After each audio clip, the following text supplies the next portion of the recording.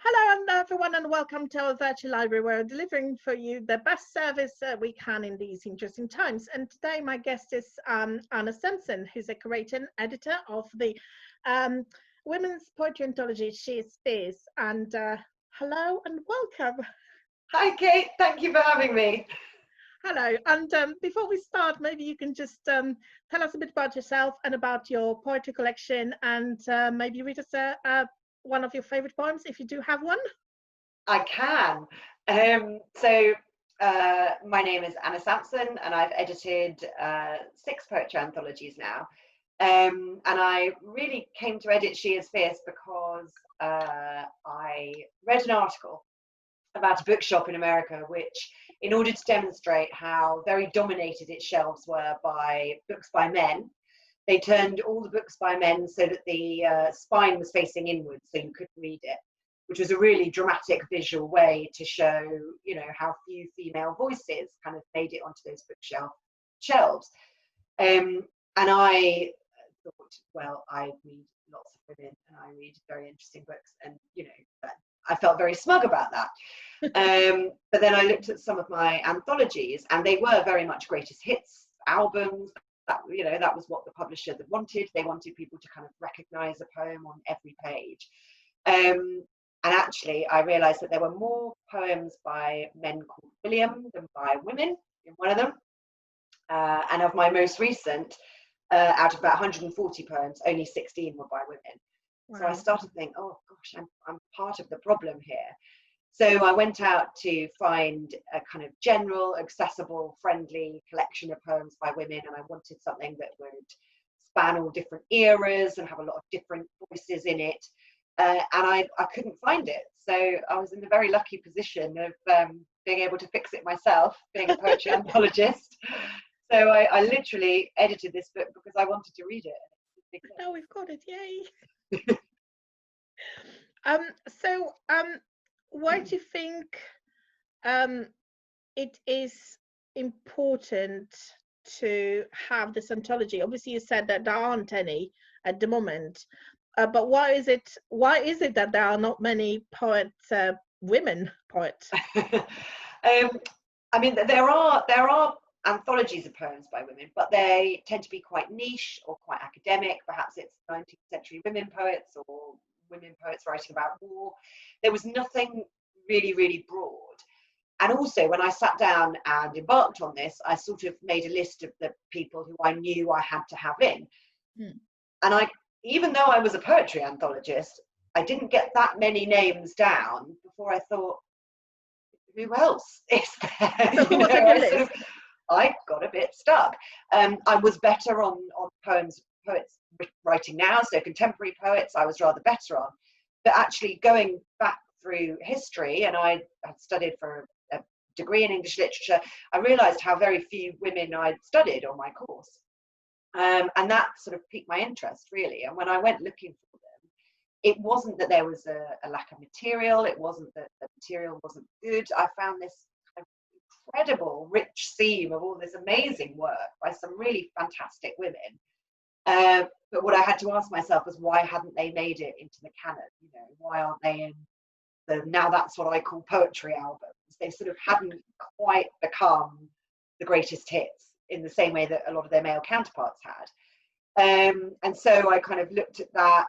I looked at the reasons why more women didn't write, why more women didn't publish, and why, when they did publish, they just didn't get the levels of fame and recognition and lasting critical appraisal that their male counterparts did. And firstly, and most obviously, it was just because of education. Really, until very recently, women's education, even in this country, was inferior to men. And obviously, around the world, women are still fighting for equal access to education in a lot of places. Yeah. Even if you were a terribly aristocratic woman in centuries past, you wouldn't have had anything like the same education that your brothers would have done. No, you were very good at pianoforte and embroidery, though, apparently. Yes, embroidery. Yeah, maybe you could embroider some poems on your. But it was lack of that, but also lack of opportunity. And even when women did dare to write and to publish, they were sort of really criticised for it. There's a critic called William Rose, who wrote in 1793, and I'm still so cross, I remember the year, intense thought spoils a lady's features. And it just wasn't considered appropriate for women to do anything as intellectual as writing and publishing.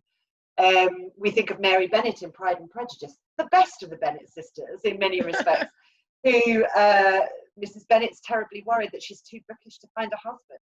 18th century mothers fretted that their scholarly daughters were put off suitors and no one would want to marry them. And if they did kind of put themselves forward, and I think this is something that women still struggle with today. We know that women are less likely to ask for the pay rise or stand up and volunteer to deliver their paper. Yeah. We know that they are, and this has been sort of drummed into us from centuries of being told that it's not seemly, it's not nice to sort of be promoting yourself. And in previous centuries, it was literally seen as akin to kind of selling yourself to sell your books, not something that nice girls did. Do you think in the really past interesting thing to discover? Yeah, do you think publicist? Do you think in the past there was a difference? What was easier for women to publish? A poetry, a literature as in like prose writing, or none of them really? I think really none of them is the answer. In the 18th century, it's estimated that only 1% of everything that was published was written by women, which is a staggering figure. And I think there were bars to them publishing in any area. If they did publish poetry, and really this is something that goes on and on, even almost to the present day, they were expected to stick to certain subjects like the prettier corners of nature or genteel notions of love and childbearing and family and domestic things. And they weren't supposed to write the big epics about classical battles or whatever it was that was considered a sort of respectable ground for poetry. That sort of stuff is for men. Yeah, and there are poets, in the 60s who get put off publishing for years because of editors who talk about their kitchen sink imagery and say it's all too personal and domestic, which is seen as being very feminine. And some of the female poets around the turn of the century that did very well were the ones who stayed completely away from those subjects and wrote about very different subjects in a very impersonal way, which I found fascinating. So does the ontology also contain those who do not write the what do you call it, womanly poems? Yes. What I found when I went looking for them is that women have written about every subject, from God to science to to war. I mean, I studied war poems at school, and I'm sure most of us did, and I loved reading Wilfred Owen and Siegfried Sassoon. It never occurred to me that women might have written some poems about war. That was nothing that was ever mentioned. But I've got poems by Sarah Teasdale and Charlotte Mew, and a brilliant poem called The Brit by Colette Bryce about the Northern Irish Troubles in here. And I just found it fascinating that they'd written. There is no subject that women haven't written on. Women are in no way limited in the scope of what they write. Is that a good place now to ask you to read one of those poems as well? Yes. So I'm going to read one of my favourites, but one that's, actually, it would be a good time to read There Will Come Soft Rains, because this is a war poem. And I've just been talking about that. And this is a poem that I've reread again recently. Obviously, we've just had this horrific global crisis happening, but in Britain, while this has been happening, there's been this extraordinarily beautiful April unfolding outside the window, and it's been very jarring, I felt. And I read this and I just thought, gosh, this seems like it could have been written last month. So this is called There Will Come Soft Rains, and it's by Sarah Teasdale. There will come soft rains and the smell of the ground, and swallows circling with their shimmering sound, and frogs in the pools singing at night, and wild plum trees in tremulous white.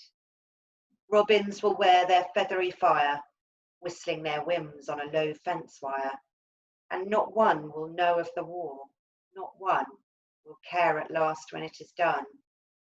Not one would mind, neither bird nor tree, if mankind perished utterly, and spring herself, when she woke at dawn, would scarcely know that we were gone. It's sort of rang in a completely different way when I read it again. Is that interesting that sometimes when you read a poem, you feel, completely different when you read it next time? It's such a, I don't know, it's such a, not even a personal thing. It's something like, it really depends on your mood as well. Absolutely. And that's why it's always very difficult when people say, what's your favorite poem? Because it depends so much on my mood. Obviously I'm such a mood reader, and sometimes I want something very light and very funny and sharp, and sometimes I want something that's going to make me cry. I did a lot of crying in this book. I'm a bit of a poetry crybaby. So did you manage to include all your favorite authors, all your favorite poets, if not all your favorite poems in it? Yeah, Or I is it, think or so. is it also that hard to decide? I mean, that is very hard to decide. So the book originally was 3 times as long, and I had to whittle it down, which was this really agonizing process where I'd have to be really strict with myself and say, okay, we have 2 poems here about pregnancy, and maybe we don't need 2 poems. We have 3 poems here about friendships at school, and perhaps that's more than we need. And are there poems that are saying similar things? Then one had to go. It was a bit heartbreaking, though. So did you discover any new favorite poets once you started working on it? Yeah, loads. Yeah, I mean, dozens and dozens and dozens. I mean, really, because even though I was a poetry anthologist, because I've been focusing on really famous poems, my knowledge of women poets was not what it should have been, and I think a lot of people's isn't. I hadn't really, especially going back to sort of Victorian and before that, although I was a bit better on sort of 20th century female poets. I mean, it was harder to find them. It was harder to uncover them. They're not taught. They haven't become sort of canonical. So She Is Fierce was in part a way to rescue these women's work and hope that perhaps it might be read now. And I researched all of their biographies for the back of the book, which was fascinating. I came across all these amazing women, also women from minority backgrounds, and women from who weren't writing from a heterosexual point of view, but were writing love poems. And that, they had a double bar, obviously, more barriers to recognition. That, I mean, really, when you go further back, the only women who are writing are very aristocratic white women, because they were the only people with any kind of opportunity to do so. So did you, where does one find hidden stories about poets who've never been published before, or not so, They have been published. I found them in lots of dusty old anthologies. They mostly had been published before. There were some poems in here that I don't think have been published before, only a handful.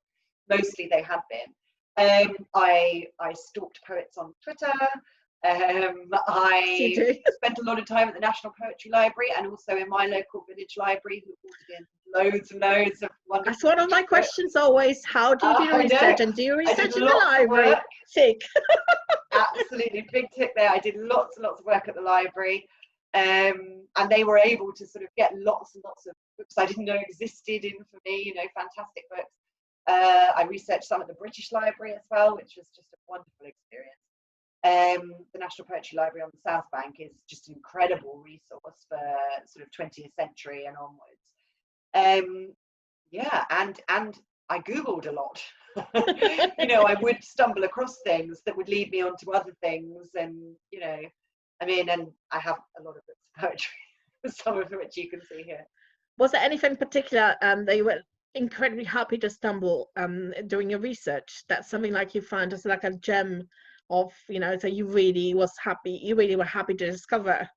Yeah, lots. One woman who I sort of felt like her story ought to be much better known, was Pauline Murray, and her poem in here is called Ruth. It's one of my absolute favorites in the whole book. And she was this amazing woman who just really had an incredible life and deserves to be much better known. So she was living in the early part of the 20th century, and she was determined to qualify as a lawyer. But because she was Black and because she was a woman, she was barred from any institution that normally would have taken her. She had to fight really, really hard. But nevertheless, she persisted, and she became California's first Black district attorney. She wrote an absolute seminal book called States Laws on Race and Colour, which became a key instrument in the fight for civil rights. You know, she was this really amazing woman who'd achieved so much and deserved to be better known, as well as writing some sensational poems. And she was such a pioneer in so many ways. And I just thought, I've never heard of her. And I discovered her in, you can see it behind me, this, which is it's called No More Masks. And it's a feminist anthology of American poets published in, I think it's the early 80s. And I discovered her in there quite by chance, and lots of other people who were very well known are in there as well. But she was just a totally new discovery to me, and that was a thrill. And did you discover any particularly interesting and worth knowing contemporary poets as well? Like, I don't know, stalking probably on Twitter. Stalking them on Twitter, definitely. And I think Instagram has been, you know, there's a lot of awful poetry on Instagram, and I would be the first to admit that. But there is also some really sensationally good. Its poetry can be really short and shareable. So someone like Ursa Daly Ward, who's writing on Twitter, Nikita Gill, who's absolutely fantastic. They built up these enormous followings on Instagram, which enabled them then to kind of leapfrog over those traditional gatekeepers and get published in a way that perhaps, you know, young women, you know, without a classical training, you know, in poetry, without being an Oxford graduate and having gone through Faber, you know, might not have been able to, because publishers could see that they already had an enormous audience and fan base. So it's been quite democratizing. Yeah, so I suppose in a way it's a very feminist anthology as well, because it's sort of, you know, it has a poet from different poets from different backgrounds, very diverse, obviously not only people of color, but also LGBTQ as well. It was really important, I felt, to make it as diverse as we could. And a lot of the women in this book would never consider themselves feminist. You know, if you went back to the 18th century and asked 17th century and asked Margaret Cavendish, Duchess of Newcastle, whether she was a feminist, I mean, she got away with an awful lot of stuff, but I think she'd be appalled, you know, at our ideas of that. So I don't think you can say that all the poetry is necessarily feminist in that way, but I felt like the act of gathering it and the act of telling these women's stories as well, it was really important to me to have the biographies back. That kind of felt quite feminist. Well, it definitely, you know, the parts of the poetry anthology, you talk about the protest, the courage, the resistance, these are the words that sort of like, for example, the suffragettes would use as well, to sort of in a way to try to fight for the, you know, women's case, and this is another sort of like way that poetry could potentially help them in this fight as well. Absolutely. Yeah, there's a poem in here which is from a collection called Holloway Jingles, which was written in 1912 by suffragettes imprisoned in Holloway, and published as an instrument in the fight for women's rights.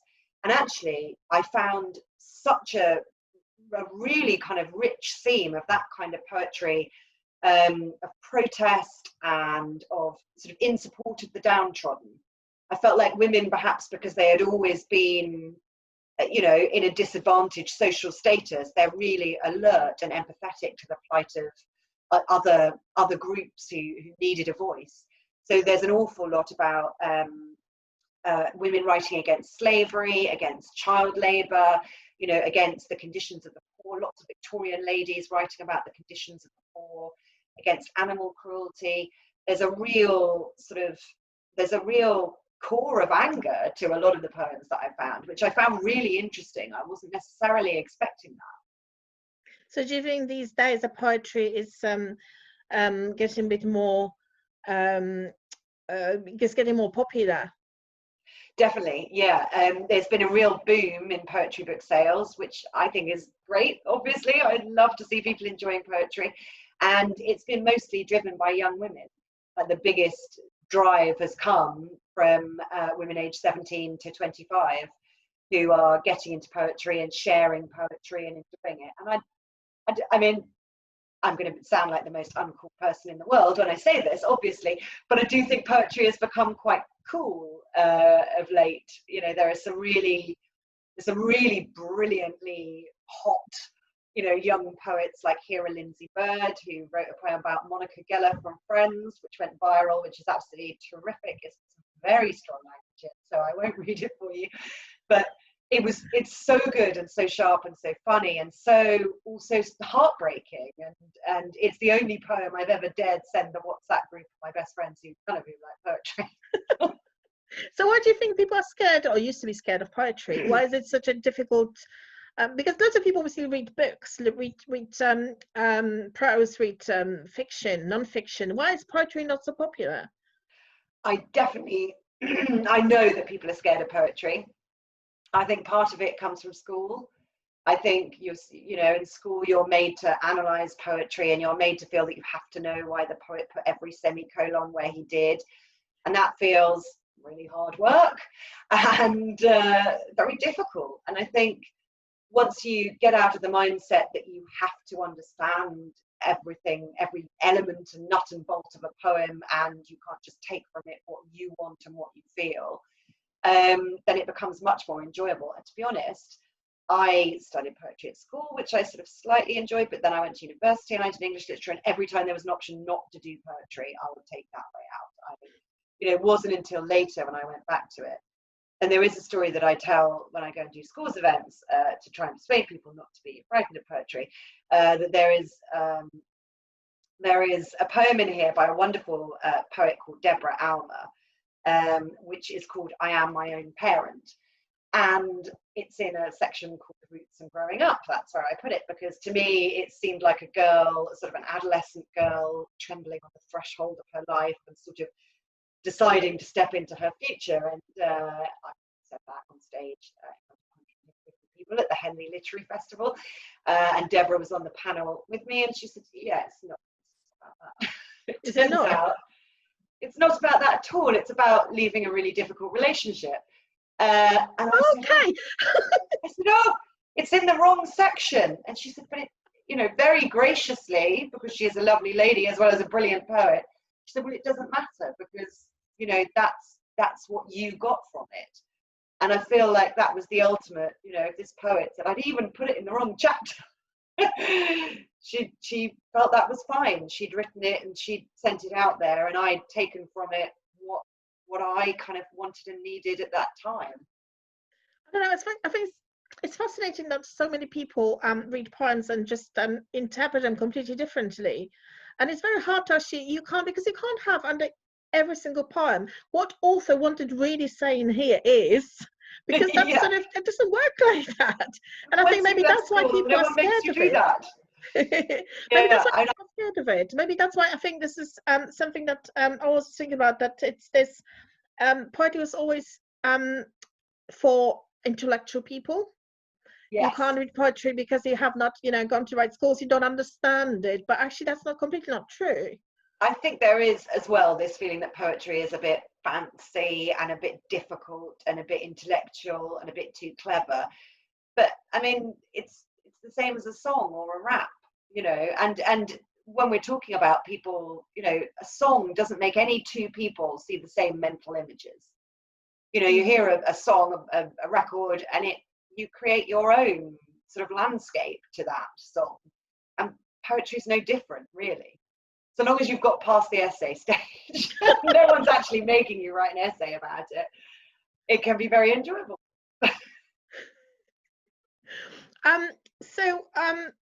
What's you mentioned the fact that it was much thicker when you've started with it.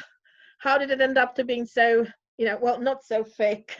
How did we had to whittle it down to 150, because otherwise the hardback would have been, this size instead of this size. We couldn't include everything, so that was heartbreaking. But fortunately, it means that there is scope for me to do another one. So the new one